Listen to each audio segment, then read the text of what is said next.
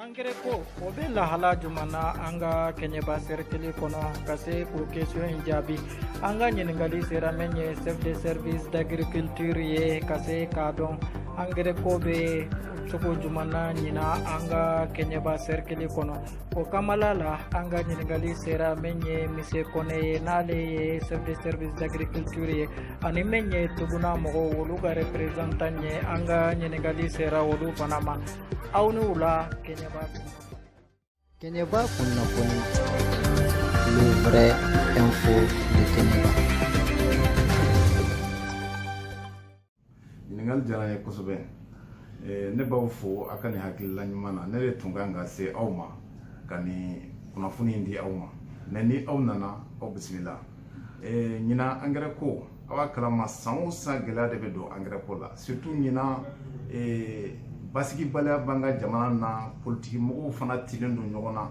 donc ministres yɛrɛ tɛ tuguni secrétaire généraux de b'a la ka baara kɛ nka san o san février kalo la fo ka taa se mars ma an bɛ baara dɔ kɛ an ka maraw la n'an b'a fɔ ma ka producteurs recenser mɔgɔ mɔgɔ n'a bɛ kaba sɛnɛ walima a bɛ malo sɛnɛ olu de ka kan ni engrais ye an b'olu recenser u ka dugu dɔn u ka kɛnɛw hakɛ dɔn u ni engrais min ka kan k'o sɛbɛn walasa k'a bila ka taa di famaw ma Kayi olu b'a bila ka taa Bamako donc Bamako b'a di ministre ma walasa ministre bɛ se k'a dɔn tiɲɛ na Keɲɛba mago bɛ nin na Bafulabe mago bɛ nin na Kayi mago bɛ nin na Sikaso mago bɛ nin na maintenant ka sɔrɔ ka fournisseurs ɲini n'olu ye jagokɛlaw ye donc ka papier tɛmɛ a n'olu cɛ donc maintenant a bɛ gouvernement bɛ juru ta olu bolo olu bɛ sɔrɔ ka na ni engrais ye mais yan'o cɛ u b'a fɔ anw ɲɛna karisa a ye nin de ɲini an fɛ nɔgɔ la hakɛ la mais a tɛ se k'o sɔrɔ parce que jamana bɛ lahala min na an bɛ se ka nin de di aw ma donc comme arrondissement ye 6 ye Keɲaba yan donc ka taa Keɲaba yɛrɛ ka na Jalafara ka na Kasama ka na Faraba ka na Faleya i y'a faamu donc an bɛ o arrondissement ninnu ani Donbiya an b'olu de hakɛ an bɛ hakɛ in tila olu bɛɛ lajɛlen ni ɲɔgɔn cɛ walasa bɛɛ ka se ka dɔɔni dɔɔni sɔrɔ a la mais subvention yɛrɛ ye min ye jamana ka dɛmɛ don a tɛ se ka bɛɛ lasɔrɔ parce que n'a ye bɛɛ lasɔrɔ o kɔrɔ ye vraiment se bɛ jamana ye kosɛbɛ bon se dun tɛ jamana ye donc maa minnu n tɔgɔ sɛbɛnna n'olu kɔnna ka na olu de bɛ se k'a sɔrɔ mais a engrais tɛ anw yɛrɛ bolo dɛ a bɛ fournisseurs de bolo donc fournisseurs de bɛ a latɛmɛ an ka sɛnɛkɛlaw ma mais anw de bɛ papier dilan papier min 2000 ni 200 kɔfɛ sɛnɛkɛla ka sarali la donc wari tɔ min bɛ sara o kɔfɛ jamana bɛ o papier ne minɛ ka wari tɔ sara a ka trésor public la fournisseur ye bon n'i ye jate minɛ ɲina ne ye baara min kɛ février kalo la ka na bila mars la recensement ne ye sɛnɛkɛla 2000 ani 50 ani 1 n y'o de recenser k'olu tɔgɔ sɛbɛn u ka foro lahala dɔn u ka engrais hakɛ dɔn kaba sɛnɛnaw olu ye maa 7000 ani 550 ani 52 o hectare kelen o hectare o de b'olu bolo maintenant malo sɛnɛnaw 600 hectare 600 ani 30 ani 4 o de b'olu bolo bon n'i y'a jate minɛ nɔgɔ min bɛ don malo kɔrɔ o nɔgɔ nin n'i ye ninnu mɔgɔ hakɛ n'u ka superficie jate minɛ u ka kɛnɛ jate minɛ a bɛ taa bɛn DAP n'an k'o ma nɔgɔ finman min bɛ don malo kɔrɔ o bɔrɛ 600 ani 30 ani 4 de ma o bɛ bɛn tonne 31 ani kunguru 7 ma bon n'i ye kaba nɔgɔ jate minɛ nɔgɔ min n'a ɲagaminen don finman b'a la bilenman b'a la jɛman b'a la ale kan ka bɛn bɔrɛ 15 ani 100 ani 4 de ma bon n'i y'a jate minɛ tonne na a bɛ bɛn tonne 700 ani 55 ani kunguru 2 bon n'i ye nɔgɔ jɛman jate minɛ min bɛ don malo ani kaba bɛɛ lajɛlen na bon o bɛ taa bɛn bɔrɔ 16 ani 372 ani 2 ma bon n'i ye tonne jate minɛ o la a bɛ taa bɛn tonne 800 ani 18 ani kunguru 6 ma bon n'i y'o bɛɛ lajɛlen fara ɲɔgɔn kan a bɛ komi Keɲɛba anw mago tun bɛ nɔgɔ min na ɲɛna walasa an ka se k'a fɔ alhamdulillah a tɛ bɛɛ bɔ dɛ o tun bɛ taa bɛn engrais bɔrɔ 32,000 ani 100 ani 10 de ma o bɛ taa bɛn tonne 1000 ani 600 ani tonne 5 ani kunguru 5 ma bon a yirala n'a k'a fɔ a tɛ tɛmɛ dɔgɔkun 2 kan ko fournisseurs kɔni taara tuguna de yan Keɲɛba dira tuguna mɔgɔw ma donc ko toguna ka fɛrɛ tigɛ Kayi mara ani fournisseur wɛrɛw u kan ka na ni engrais min ye Kayi mara la o de bɛ taa bɛn tonne 1398 ma bon n'i y'o jate minɛ o tilancɛ de bɛ bɛn ne ka nɔgɔ ma n ka sɛnɛkɛlaw ka nɔgɔ ma Keɲaba parce que san o san san jara san ma ja anw bɛ tonne 550 ani dɔɔnin de dun nɔgɔ la donc n'a fɔra ɲina ko anw ka nɔgɔ sɔrɔta région kɔnɔ Kayi cercle 7 o de bɛ taa bɛn tonne 1398 ma Keɲaba bɛna min sɔrɔ o la o kamanagan bɛ ne na mais ne kɔni y'a yira k'a fɔ sɛnɛkɛlaw ye sɛnɛkɛlaw u bɛ dugawu de kɛ parce que jamana san o san tiɲɛ don hali n'a ye dɔɔnin di daminɛ na o mana ban a bɛ tila ka fɛɛrɛ tigɛ ka quantité additionnelle di donc an bɛ dugawu kɛ ɲina fana quantité additionnelle ka di a kana na waati la walasa jama fanba bɛ se k'a sɔrɔ parce que Keɲaba u bɔra sanu baara de la ka don sɛnɛ na bon bi sɛnɛ ka d'u ye kosɛbɛ bon ni sɛnɛ kɔni ni mɔgɔ y'a ka baara bila ka don baara kura la a yɛrɛ y'a ye k'a fɔ baara ɲuman de don bon dɛmɛ min bala ka s'a ma n'a dɛmɛ tigɛra joona a bɛ kɛ gɛlɛya y'a ma a b'a miiri janya a b'a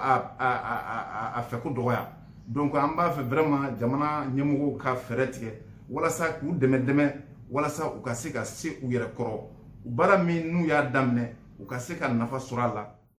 I ni sɔgɔma. Awa ni sɔgɔma. I bɛ se k'i tɔgɔ ni jamu fɔ an ɲɛna. Bon ne tɔgɔ Koli Tigire, représentant Toguna Keɲaba. Ok n balimacɛ bi an b'aw ka engrais magasin kɔnɔ.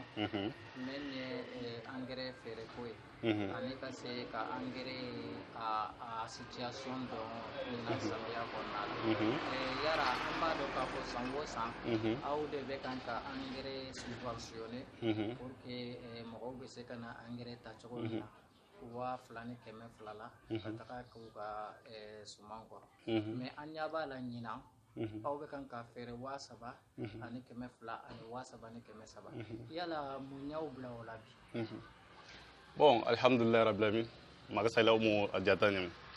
donc n bi on tɔn ye barikada donc n bɛ Keɲaba cercle sɛnɛkɛlalu cɛman ni musoman dindi ni mɔgɔba n bɛɛ lajɛlen on tɔnna bon engrais ko fɛn mɛn ten engrais nafa bale bala donc engrais nafa bale bala et bon nga jatem ta bon il paraît chaque année san o san gouvernement bɛ subvention kɛ donc a bɛ taa 180 ou bien 190 ɲɔgɔn na la ten gouvernement bɛ subvention kɛ an mais ɲinan ta gɛlɛya dɔw b'a la sabula Toguna ni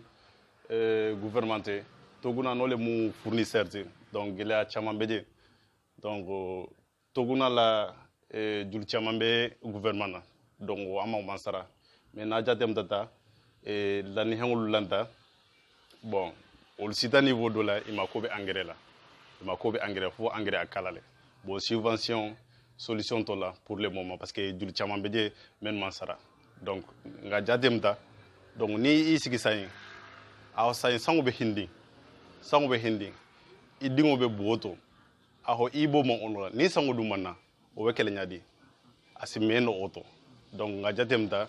donc a firi sugu prix la pour que menu ni sendin biye e se a idea talu sang donc qualité menu idea hakka men idea se o sang donc ni be se o mo ono donc voilà ni du man se no o mo ono hana bon ni o ma ono hana no man na dron donc parce que programme kono yala pour que engrais ka se ka sɛnɛkɛlaw nafa aw ka kan ka a sɔrɔ wagati jumɛn na pour que ka di sɛnɛkɛlaw ma olu bɛ se ka nafa sɔrɔ a la cogo min na. I ka ɲininkali diyara n ye kojugu sɛnɛ na wagati don engrais na don wagati don parce que n'i ye Mali yɛrɛ ka plan de campagne jateminɛ a yirala k'a fɔ engrais bɛɛ lajɛlen n'o ye engrais finman ye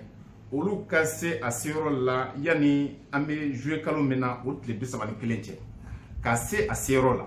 maintenant ka commencer ka di sɛnɛkɛlaw ma olu nɔgɔ kun fɔlɔ o de bɛ don a bɛ f'o ma nɔgɔ finman maintenant nɔgɔ jɛman o kɔni bɛ continuer ka na ka di fo ka taa se utu kalo tile 31 ma mais an bɛ don min na i ko bi kunnafoni dɔ bɛ n bolo k'a fɔ mɔgɔw ye politique kan tɛ salon Sise Fode ale de donna engrais ko la k'an dɛmɛ n'o tɛ an kun tɛ engrais sɔrɔ ɲinan a kɛra député a ko ne ma a bɛ tile 15 bɔ a ko ni ale ma cɛsiri a ko Keɲabakaw b'a fɔ k'ale kɛra fitiriwale ne ko n ko cogo di a ko ale b'a fɛ hali ni engrais ko ma ɲɛnabɔ ka taa engrais dɔ ɲini kana n'a ye kana bila Kɛɲɛba yan donc Sisefure nana ni engrais tonne 100 ani tonne 20 de ye kana bila magasin kɔnɔ a ka magasin kɔnɔ kabi papier foyi ma ɲɛnabɔ i y'a faamu o bɛ yen an b'a la ka sisan jamana ka papier makɔnɔ walasa ka baara in daminɛ i y'a faamu mais i yɛrɛ ɲuman ni sanu y'a don wagati tɛmɛ Zira ka fisa ye mais ne bɛ sɛnɛkɛlaw hakilila tigɛ k'a fɔ fo ka taa juillet kalo sa engrais kun fɔlɔ o bɛ don u tɛ retard la i y'a faamu maintenant jɛma o bɛ don ka taa se fo août ma yɔrɔ halisa kalo 2 de b'an bolo u kana siran maintenant n bɛ se ka min fara o kuma kan komi bon mais yɔrɔ min na bi alhamdulilayi rabbil alamin engrais bɛ jam donc n bɛ se a prix sugu prix la donc ni gouvernement kana o sa wa subvention damta no ordre nata bi yɛrɛ sini bɛɛ o bɛ se a baro bɛ se a damta donc même ma soto ni bɛ a ta subvention na i b'a ta subvention na donc en même temps même to on sɛbɛn ni lisi la olu fana bɛ se a ta sugu prix la quoi donc i mɛ ɲɔgɔn tiɲɛ quoi. Yala o bi an ɲɛ b'a la k'a fɔ ko engrais tɛ yala engrais min bɛ yan bi n'aw ye feere ta ka bɔ a la est ce que ni gouvernement ye subvention kɛ yala o a moyen baw ye bi ka se ka bɛɛ lajɛlen ka se ka engrais sɔrɔ. Bon engrais min bɛ jɛ ten normalement o mɛ k'e b'a circuler ta bɛɛ bolo mais même bɛ fiiri lungu la a kɛ taa subvention te o a kɛ taa prix du marché te o même bɛ fiiri lungu kɔnɔ o bɛ lɔ nɛnɛ donc comme ça chaque fois n'i y'a commande kɛ dɔrɔn donc il tɛ tarder dun a la quoi donc commande mana kɛ dɔrɔn i mana commande kɛ bi dɔrɔn sini bɛɛ o bɛ se a dɔn quoi donc sɛnɛkɛlaw k'u hakili sigi k'a fɔ k'u bɛ se ka engrais sɔrɔ a sɔrɔ wagati la hali sini ni gouvernement ye subvention. Bon sɛnɛkɛlaw bɛ se k'i hakili sigi o an quoi donc a nana engrais jateminɛ a ho ni hakɛ ne bɛ magasin kɔnɔ donc ni mun hakɛ ne ma k'o b'a la non on tɛ problème tɛ donc ni même magasin kɔnɔ la a kɛ tɛ ɲagɔ ɲagɔ mais feere n'o tile kelen kɔnɔ la donc commande tile kelen tile fila donc hali ni kɛ taa ma n'olu kɛ a tɛ taa bila tile kelen tile fila la quoi donc yana on tɔ hili o ko la quoi. maintenant n bɛ se ka min fara o kuma kan komi engrais ye nasugu fila ye jamana ka dɛmɛta n'an b'a fɔ o ma subvention ani sugu kɔnɔ feere bon sugu kɔnɔ feere ye jumɛn ye jagokɛla ni Sisefure n'ale de fournisseur tuguna ka représentant ye n'a nana ni faso ka engrais ye ni faso ka engrais banna a tɛ se ka da o ma o a bɛ se ka taa engrais ta ka na n'a ye a yɛrɛ tɔgɔ la ani tuguna cɛ donc ka engrais feere mais o bɛ feere sugu da de la o b'a sɔrɔ jamana ye hakɛ min fɔ k'o ka di sɛnɛkɛlaw ma o kɔni banna ni kura wɛrɛ ma di u kɔni bɛ engrais sɔrɔ Sisefure de bolo mais sugu da la u tɛ taa san Keyita u tɛ taa san Bamakɔ. Bon ne kɛlen bɛ mɛn wala sɛnɛkɛlaw ye donc yani yana prix in jateminɛ y'a auto jateminɛ parce que n'i y'a jateminɛ sisan gouvernement b'a di a mɛn na 2,200 2,200 mais dɔw bɛ dɔ di 3,200 3,300 mais o n tɛ a hɔn dɔ bɛ différence min bɛ dɔ ni gouvernement ta tɛ c'est que 2,200 ta in gouvernement ne yɛrɛ b'o dafa an jamana ye. O mu gouvernement yɛrɛ la demalo ten o kadiri côté la. Yala i tɛ se k'a fɔ an ye min ye 3,200 ye o ye qualité jumɛn ye. Bon 3,200 ta o mu jɛman in de ten n'o de bɛ ma urée le bɛ 3,200 ten bon 3,200 ta a tɛ n'a fɔ a bɛɛ donc ni ciment on o ta donc pour que a kisɛ bɛ se a siya ɲaamɛ a bɛ se a denba fana kɛ a denw fana u t'o bɛ bonya donc o barikaw si k'a la quoi donc jɛman nafa m'o le tu quoi. Wa saba kɛmɛ saba ta donc o le bɛ ma o n'o fima donc a tɛlɛ bɛ ɲagami donc a tɛ mun NPK le ten NPK donc a tɛlɛ mun ɲagami o ten donc a tɛ bɛ k'a la depuis a dɔn man di donc n'a kɛ taa dɔn man di donc o ça permettait à la sabati joona quoi. Tuguna représenté o de ka baara ka nɔgɔ parce que a bɛ d'ale ma nɔgɔya la jigiya la i y'a faamu a fana a b'a di mɔgɔw ma i b'a sɔrɔ dɔɔnin b'a ni Bamako cɛ dɔɔnin b'a ni Kita cɛ i y'a mɛn. mais ale yɛrɛ tun b'a fɛ ka feereli daminɛ ne de ko non engrais min nana tonne 100 ni tonne 20 dɔrɔn o tɛ ne yɛrɛ bɔ donc n'a y'o feereli daminɛ sisan mɔgɔw bɛna n tɔgɔ tiɲɛ k'a fɔ ko n b'a la ka faso ka engrais feere sugu da la k'a sɔrɔ engrais tɛ ne bolo mais ne y'a ɲɛmɔgɔ de ye ne kan k'a kɔlɔsi donc a k'a bila yen fo papiyew ka ɲɛnabɔ donc sɛnɛkɛlaw k'u niyɔrɔ b'o la ni sɛnɛkɛlaw niyɔrɔ bɔr'o la donc ni faso ka dita bana donc maintenant a bɛ sɔrɔ ka don a ka jago la ani tuguna cɛ donc a ko basi t'a la a y'a bila o kan. ok Muse Kone yala welelikan wɛrɛ b'i bolo ka ɲɛfɔ sɛnɛkɛlaw ye min ye u ka baaraw kɔnɔna ye nin samiya in na wa? welelikan bɛ n bolo n b'a ɲini Kɛɲɛba kɔrɔn ani Tilebinba ani Kɛɲɛka a bɛɛ lajɛlen k'i hakili sigi u k'u ka baara kɛ a kɛcogo la u t'i retard la i y'a faamu u ka dugawu kɛ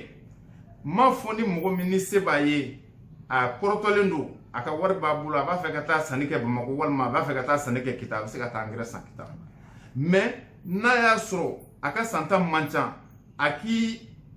faso ka engrais makɔnɔ caman kɛra la kaban lala a ti tɛmɛ hali dɔgɔkun kelen kan a ko tɔ bɛ ɲɛnabɔ Ala ka dɛmɛ kɔnɔna na o de ye ne hakilila ye u k'u janto u ka foro la parce que sɛnɛ n'i ye sɛnɛ kɛ k'a fili i ye tiɲɛni de kɛ sɛnɛfɛn bɛ tɔgɔtɔ fɛn o fɛn tiɲɛni kan ka kɛ waati min na i b'o k'o wagati nɔgɔ kan ka don waati min na i b'o k'o wagati donc i kan ka bɔgɔ don sɛnɛfɛn ju fɛ waati min na i b'o kɛ ten donc a ka ca la ni sɛnɛfɛn kan ka hakɛ min d'i ma i b'o o sɔrɔ ni sɛnɛfɛn banana fana i kan ka furakɛ hali n'i t'a furakɛ cogo dɔn i kan ka se anw ma walima an k'i bilasira ka se mɔgɔ wɛrɛw ma minnu bɛ se ka o dɛmɛ ka furakɛli kɛ tiɲɛnifɛnw na walima banaw la o de ye ne ka welewele da kan ye n'Ala n'a kira sɔnna ma ɲina sanji a min bolo dalen don an ka mara la a sanji a b'an labɔ mais u ko tiɲɛni kɛ sanji don tiɲɛni kɛ sanji in kɔrɔ tɛ ji bɛna walankata ka mɔgɔw faga non a kun ye kabapɛrɛnw bɛna caya kɔnɔ fɛn wɛrɛw bɛna caya kɔnɔ u k'u janto u yɛrɛ la mɔgɔw kana bɔ san kɔrɔ mɔgɔw kana jɔ yiriw kɔrɔ san kɔrɔ u k'u ka baaraw kɛ san tigɛlen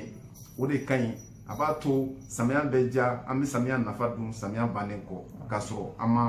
ma yɛrɛ dankan yɛrɛ la. i ni ce Kone. merci. mɔgɔ bɛ engrais ɲini na yala i bɛ se ka a fɔ an ye u bɛ se ka na yɔrɔ min na pour que ka engrais sɔrɔ wa? oui o bɛ se k'a fɔ bon engrais stock yɔrɔ kelen dɔrɔn de b'a la min bɛ la kulɔni kosɛbɛ quoi donc goudron dalalen mu jigiba transport facile la n'i dun ta Kɛɲɛba dugu kɔnɔ dɔrɔn ni o jigiba transport bɛ yɔrɔ jumɛn bɛɛ bɛ jigiba transport la donc jigiba transport bɛ ɲɛtilen yɔrɔ mɛn na donc a bɛ se to nɔnɔ donc bâtiment yɛrɛ jɛma a dugumala mu netilamuguma ten donc a bɛ se to jɛlen quoi n'i si ta Kɛɲɛba kɔnɔ dɔrɔn goudron da la n tɛ goudron bila la dɛ i bɛ ɲini k'a lɔ kɛ jigiba transport bɛ yɔrɔ mɛn n'i y'a jigiba transport jɛ dɔrɔn donc a ɲa bɛ tilen jigiba transport la goudron de b'i ten a bɛ se to jɛ a caman ba. n bɛ Kɛɲɛba cercle mɔgɔ bɛɛ fɔ la sɛnɛkɛla n bɛ bɛɛ ka mara la commerçant n bɛ bɛɛ fɔ la donc hali bi Kɛɲɛbakaw a y'i jija aw kana engrais san a wagati sera donc ninnu fana ni seko t'a la donc wagati n'a gɛlɛyara dɔrɔn donc ne kɔni ka foli bɛ bɛɛ ma n ka foli bɛ Kɛɲɛba cɛ ni muso ma denmisɛn ni maakɔrɔba bɛɛ k'i jija ka na engrais san pour que i ka se ka siman ɲuman sɔrɔ. i y'a san prix min na. awɔ n bɛ se k'o prix f'i ɲɛna bon finman an y'o san 3,300 bon sukaro ma an y'o san 3,200. ok n balimacɛ an b'a dɔn k'a fɔ ko e tɔgɔ sɛbɛnlen dɔ min ye an ka sɛnɛkɛlaw ka service ye an b'a fɔ a ma ko agriculture pour que i ka se ka engrais sɔrɔ 2,200 mais mun y'i bila bi ka na joona yan ka na sanni kɛ min ye engrais ye 3,200 ani 3,300 ne y'a ye n sera yan bi sinon an tun y'an tɔgɔ sɛbɛn agriculture la donc mais ni sisan tɛ ɲaman fɔ quoi donc an dun bɛ yɔrɔ min ne ka suman bɛ yɔrɔ min ni ma engrais k'a la donc a bɛ kɛ tiɲɛli ye donc o sababu de y'a kɛ comme nin dɔ in ma se ka libérer donc n nana a san pour que ka kɛ n ka sumanw na n ka sumanw kana tiɲɛ quoi. yala welelikan b'i bolo ka ɲɛsin an ka ɲɛmaaw ma k'a yira k'a fɔ ko sɛnɛkɛlaw sigilen dɔn bi min ye u ka subvention ye pour que u bɛ se ka engrais sɔrɔ cogo min na k'a kɛ u ka sumanw na. awɔ lakan mun bɛ n da ne kɔni b'a ɲini gouvernement fɛ a k'i jija parce que sɛnɛkɛla bɛɛ sigilen dɔn ka subvention makɔnɔ bon ni sisan tɛ cogoya tɛ bon bɛɛ sigilen dɔn engrais man kɛ sumanw na donc sumanw danna ka ban donc an kɔni sigilen dɔn k'a kɔnɔ mais awɔ an kɔni b'a ɲini n'u fɛ k'i jija hali bi k'a labila pour que sɛnɛkɛlaw ka se u ka baara kɛ quoi. i ni ce. nba.